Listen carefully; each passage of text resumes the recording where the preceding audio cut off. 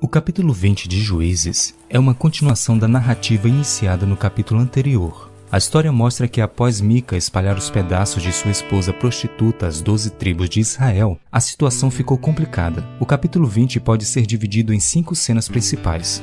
Primeira, dos versos 1 ao 7, o levita declara sua afronta em uma assembleia geral. Segunda, dos versos 8 ao 11, a assembleia toma um voto de buscar justiça através da guerra.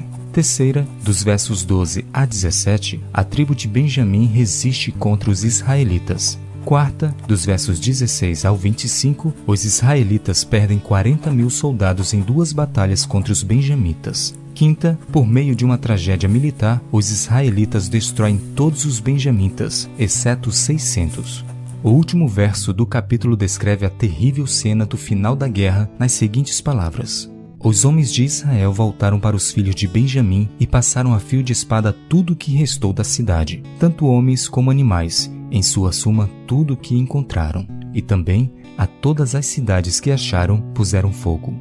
Todas estas cenas de guerra, morte e destruição não eram raras nos tempos de Israel. Nações guerreavam constantemente contra seus rivais. O grande problema desta narrativa é que estamos assistindo o povo escolhido por Deus se comportando como as nações pagãs. Diante deste cenário, podemos questionar: qual a utilidade do povo de Deus quando se comporta igual ou até mesmo pior do que os povos que não conhecem a Deus? A resposta, apesar de dolorosa, é bem simples.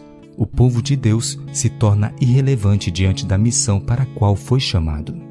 Lembre-se que Israel foi resgatado do Egito para ser a luz do mundo e o sal da terra. Ele deveria ser um exemplo de justiça, amor e paz para as nações vizinhas. Porém, não era isso que eles estavam transmitindo. O que se via era morte, guerra, vingança e assassinato. Assim, ao invés de iluminar o mundo, eles faziam parte das trevas morais de sua época.